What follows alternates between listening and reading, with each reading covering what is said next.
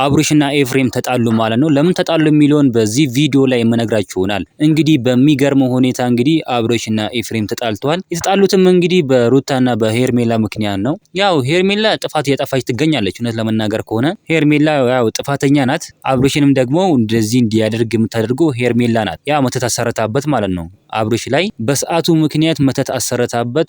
አብርሽን እንደዚህ እያደረገች ያለችው ሄርሜላ ናት ማለት ነው። ምንም ይሄ የሚደበቅ ነገር አይደለም። ለዚህ ነው እንግዲህ አብርሽ አሁን ከኤፍሬም ጋር የተጣላ ያለው። ይሄንን የምታደርገው ቡዜና ሄርሜላ ናቸው እንደዚህ እያደረጉ ያሉት። ዳኒም አለበት። ያው እነሱ ናቸው አንድ ላይ ተሰብስበው ይሄንን ድርጊት እያደረጉ ያሉት ማለት ነው። በጣም የሚደብር ነገር ነው። እንግዲህ እውነት ለመናገር ከሆነ ወንድምና ወንድምን ማጣላት እውነት ጥሩ ነው? እስኪ አሁን የሄርሜላ ደጋፊም ብትሆኑ ወንድምና ወንድምን ማጣላት እኔ እንጃ ይሄን ያክል እንደዚህ ጥሩ ነው ብዬ አላስብም። ያው ሄርሜላ ግን እንደዚህ የምታደርገው ሄርሜላ ናት እንደዚህ እያደረገች ያለችው። እነሱ እንዲጣሉ እነሱ እንደዚህ እንዲሆኑ እያደረገች ያለችው ሄርሜላ ናት። ምንም ይሄ የሚደበቅ ነገር የለውም። እንግዲህ በጣም ይገርማል። ወንድምና ወንድምን ማጣላት ማለት አስጠንቁላበት ነው እየተባለም ይገኛል።